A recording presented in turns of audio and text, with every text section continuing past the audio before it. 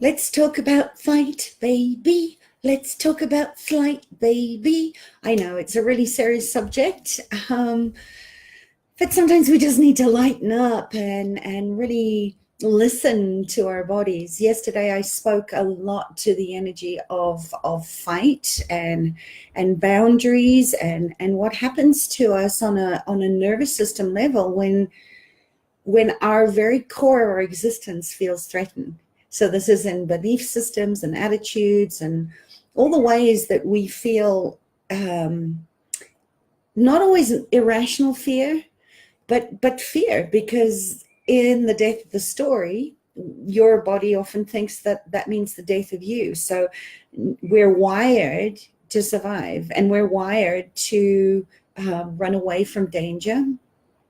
And if we can't, we go into freeze state or we fight. And a lot of times, some of us, in fact, most of us, either do the fight or the flight or the freeze. We do a combination of all of that. But we know that one of the fight strategies is that we attack, and we often attack ourselves. And the more afraid we are, the more that we attack ourselves. And our tension is good because we're trying to make ourselves into this better person that will no longer be risking failure. That's kind of our strategy to be better, is to defend. And I always say nothing to hide, nothing to prove, because of course that doesn't work. And of course we attack others that we feel threatened by with our judgments, with our actions. I think there's been a study done. I can't even remember who it was, but, sensitivity and kindness to animals, that when they are under a fear, like with rats, if you shock a rat constantly, there's always a fear that you're going to be shocked again. And it's the same with us. If we're not resolving these unconscious beliefs, we just exacerbate the cycle. So hatred, aggression, anger, underneath all of it is fear. And so many of us, I believe, are living with a lot of grief, the loss of life and the amount of species that are being wiped off the planet all the time. And there's this despair and this deep grief around this. And underneath it is the fear of our very survival, and how we're destroying our own lives, and we're destroying animal lives, we're destroying nature.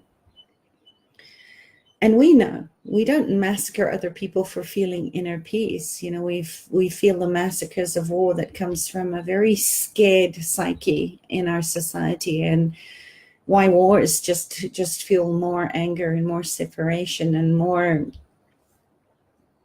fear. So the suffering of fear for me is that when you're living in your fear body, when you're living in the thoughts and anticipating in a body that's tense and a heart that's closed, we lose our sensibility. We lose our sense of belonging to ourselves and to life. And we lose our sensitivity to the moment, the presence, to be intimate and with each other and vulnerable and transparent, because there isn't that tender, open receptivity. And often this happens three-year-olds. If we weren't received, we build up armor, and then we become insensitive to other people's needs, especially if it's a fear-based culture where we look at Earth as separate, that we're not made of it. We lose our sense of belonging in that awareness, and we become separate, and this is the epidemic of loneliness that we're seeing. But the hope is that fear can either trigger reactivity, that fight-flight response, or it can be a call to deepen attention. And that's really what I want you to get, that if you just get really curious and, what is this that I'm feeling? And asking, can I pause even for 5 seconds? Just 5 seconds, which can seem a lifetime. But in 5 seconds, there's a little more capacity to bring attention to the frightened parts of your child that is running your life, and what wakes us up and lets us know who we are beyond this small, separate sense of self. And I'll be speaking to Adi Kanda in the end of the month about more about moving beyond fear. But when we can just sort of look at moving into our own inner freedom, this is how we get to heal the wounds of the world, for there to be caring and empathy for our environment, for there to be social justice, for there to be animal welfare, for there to be humanity, human kindness. We have to be willing to feel in order to heal, because you can't know this with others. If you can't attend and befriend others with the life that's here, you can't go there if you haven't made peace with yourself and deconditioned that reactivity. And if you just think about it, I think about sea anemone medicine. I mean, it's just the most beautiful medicine. But if you poke it, it kind of pulls back and it contracts into itself. Well, that's really what happens to us when we get triggered, often by shame, often by some of the other secondary emotions, but we pull away. We harden, we armor up. And the mind does it from going into busy, worried thoughts and distractions and coping mechanisms, and our body chemistry changes, the cortisol gets pumping, the adrenaline gets going, so that we can fight or flight, and it cuts off the blood flow. The sympathetic nervous system turns on when we're in fight flight. There's no digestion. And what happens to the heart? Very tight, very constricted.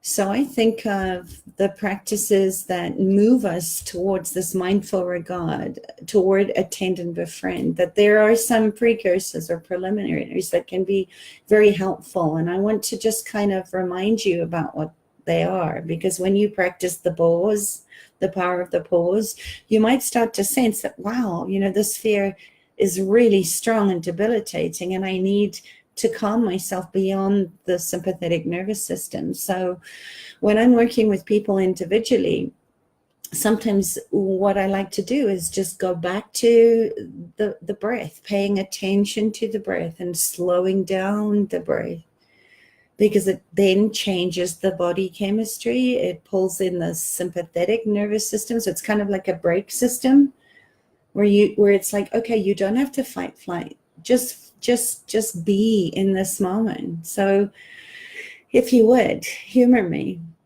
and if you're not driving, just imagine that you can push pause on the world and bring your intention inside. You can put your hand on your heart or your belly or wherever your body's calling you. And just notice, because this has been shown in a biochemical way to assist us. So you might first, in this pause, just scan your body and just sense where you are. Orient yourself to the room. Know that you're safe. And notice, does the mind feel busy? Is there openness and space in the moment? Or is there contraction and shadow? Just notice, how does it feel in your body? And type it in the comments. Notice what happens when you just settle down, when you ground yourself, when you come back into your physical body, out of your head, down into your body. What happens when you bring your attention to your heart, to your breath, the art of hearing heartbeats? It's a beautiful book. If you haven't read it, I highly recommend it.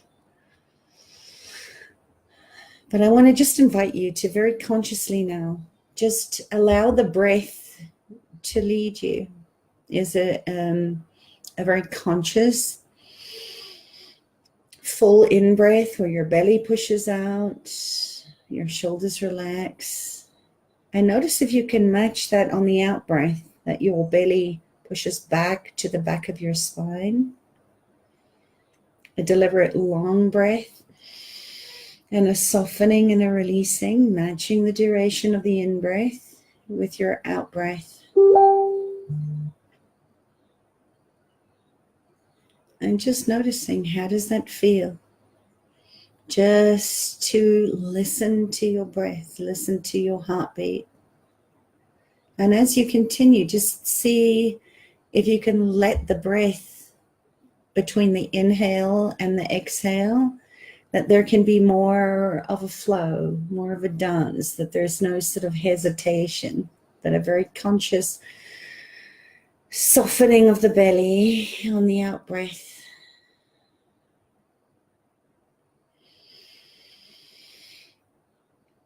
And you can make a sound if you want. Nice deep on the out breath.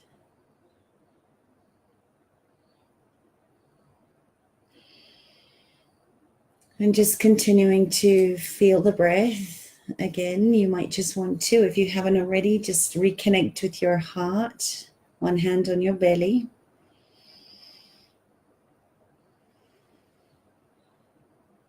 And notice if now there is any difference. If you weren't making contact with your body before then, feel the warmth of your hand, the pressure, the warmth. And just allow your breath to be natural. Breathing in love, exhaling fear, and then perhaps as an experiment, switch, change over, and sense if there's any difference when you take that full belly breath and change your hands around. Because we're activating the left and the right body-mind split. And then just continue to breathe in whatever is your preference. If you prefer it on the left or the right, just switch over. Just notice the sensation of touch.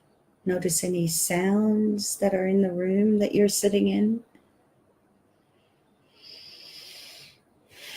And you might want to take it a step forward and just notice, and we have a lot of nerve receptors in the TMJs, so we hold a lot of tension here, which is often why we get these biting down, biting your tongue, not speaking your truth. And just notice when stress or fear sort of comes up for you, that you take a few moments to just relax your breath. Open your mouth slightly. Contacting hand on heart and belly.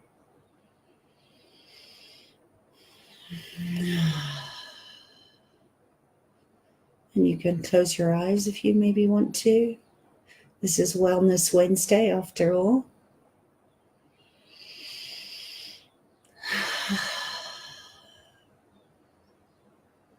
There's something beautiful that happens when you kind of make connection, the intimacy with your physical body in this state of pure mindful attention. Because if you've been traumatized, you don't go directly into mindful presence to be with whatever is there. You're going to want to work with somebody that can work with the strategies to settle you down on this nervous system, to attend and befriend only later.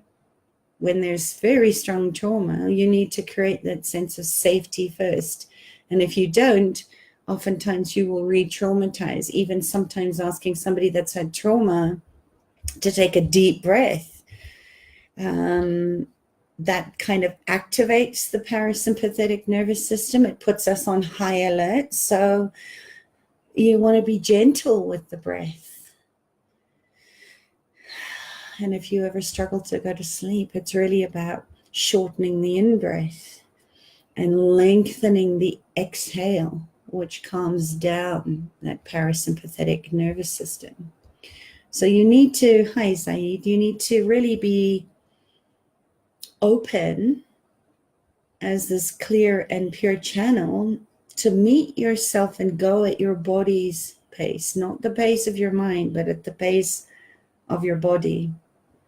And look at what's really going on, because fear is destroying lives everywhere. Stress is at its epidemic. Loneliness is at its epidemic.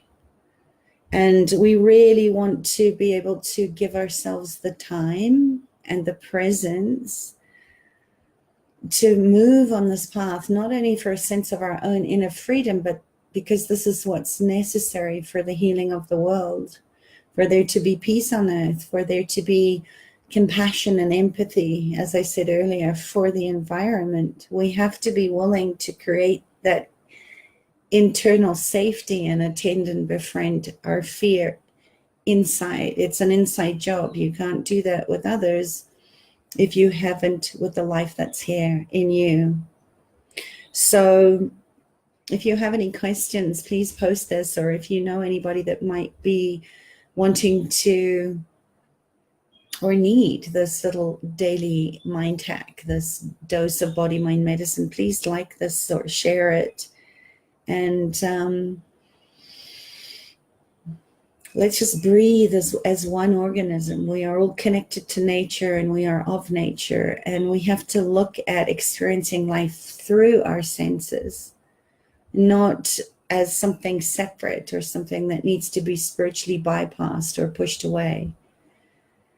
So just tapping into the simple things like breath or good sleep, turning off EMFs, doing a brain dump, looking at strengthening your boundaries, good hydration, being mindful about what you're putting into your body, because the influence of your gut microbiome also plays a huge part in anxiety and depression. They're communicating all the time with each other, our cells and the spaces in between, and the microbiome that inhabit and share our internal climate. So see how you can bring your attention to contact whatever is going up in your body. And as you breathe out, offer space and kindness and gentleness to whatever you touch. That is the attend and befriend part of bringing your animal body into play. So attend. It's attention. Putting attention on what is showing up in your body. And one of the ways that we think about this is that you're learning to stay with the discomfort of fear as a physical sensation of our body, which is exactly the opposite of our conditioning, which is everything that's telling you to get away, far away from that threat or that trigger as possible. And unfortunately, when you try to get away, you deepen the tracks in the nervous system. You become more identified with the fear body. You become more identified.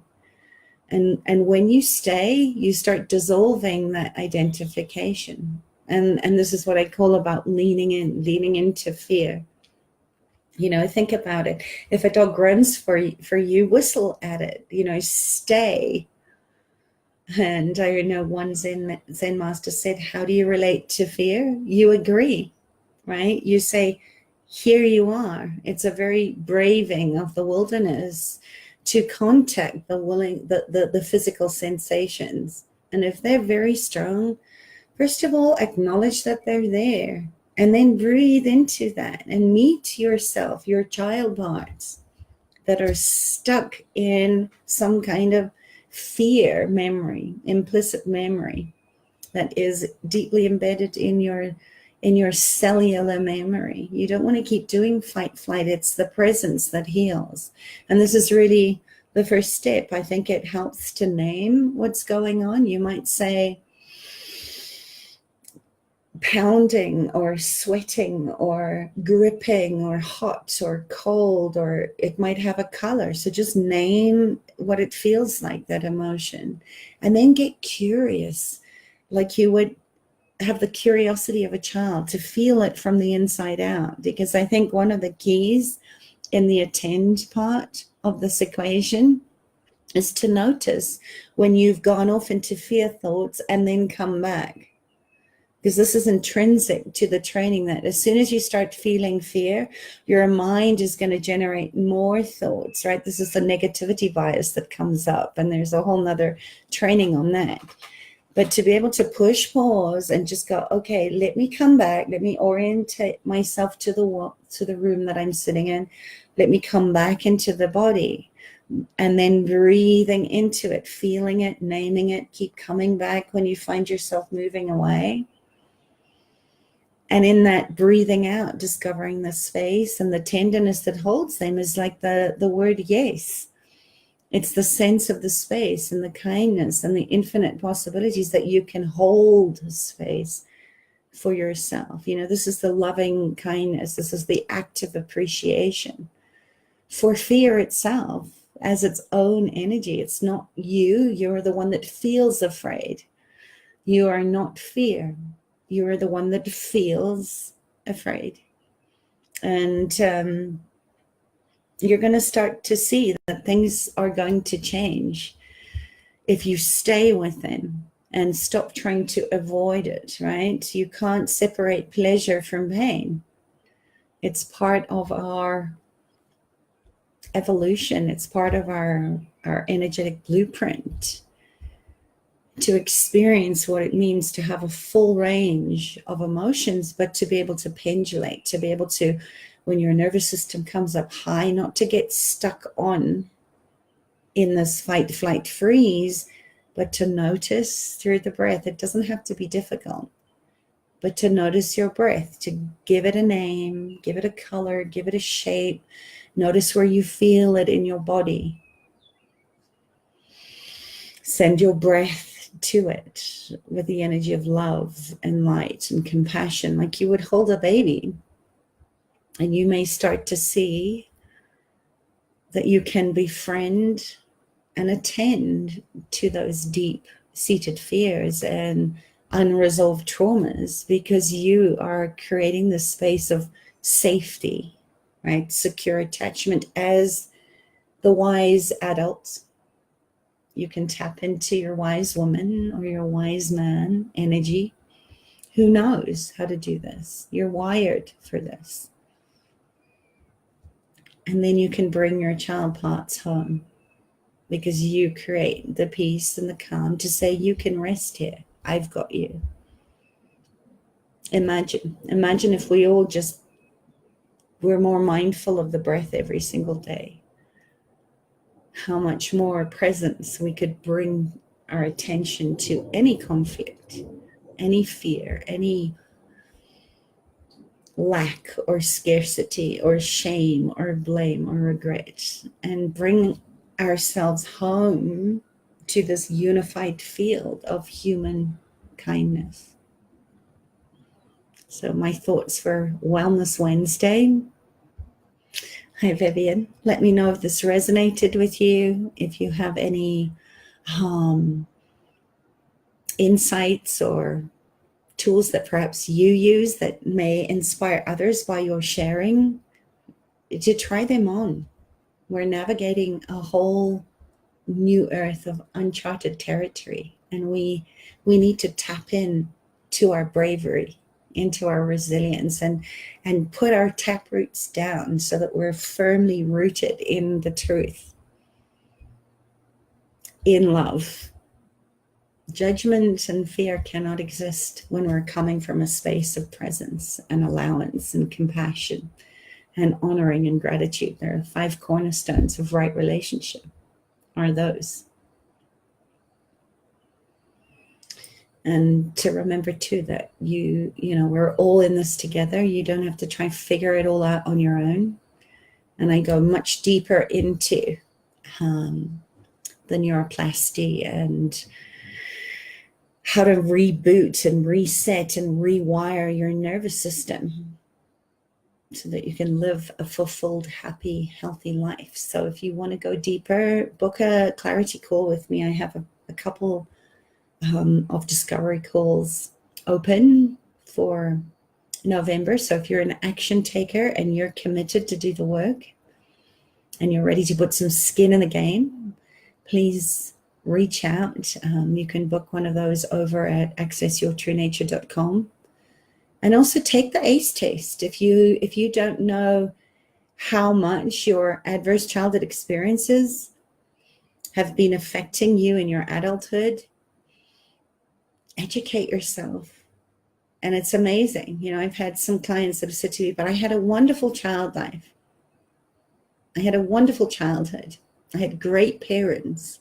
They're surprised when they actually go through the ACE test to actually start to realize just how much they've suppressed, locked it away in the subconscious so that they don't have to access or go there again. And of course, the body holds on to it. And eventually the body says no. When there's years and years and years of chronic, toxic, unpredictable stress, eventually your body will say no. So learning how to neuromodulate, learning how to orient yourself, learning how to relax your back, how to breathe, how to listen to your body. Innately, you do know. There's just been a lot of information overload and a lot of places where you've given your power away to so-called gurus or Dr. White coats. Only you know you as well as you do. Nobody knows your body, the way you feel, better than you do. So if that is something that you're interested in, I'll post the link below. And we're going into a very stressful time of the year. Pressure's on. November is kind of like the last productive month of busyness before the holidays for so many people. What better time to really get clear on your why and reevaluate, what's working and what's not working for you. And I'd be honored to support you. So have a beautiful rest of your day. Remember to breathe, bring that fire energy up from your belly into your heart. The people that love you will thank you, including your animals, and I will meet you there. Have a beautiful rest of the day. Bye.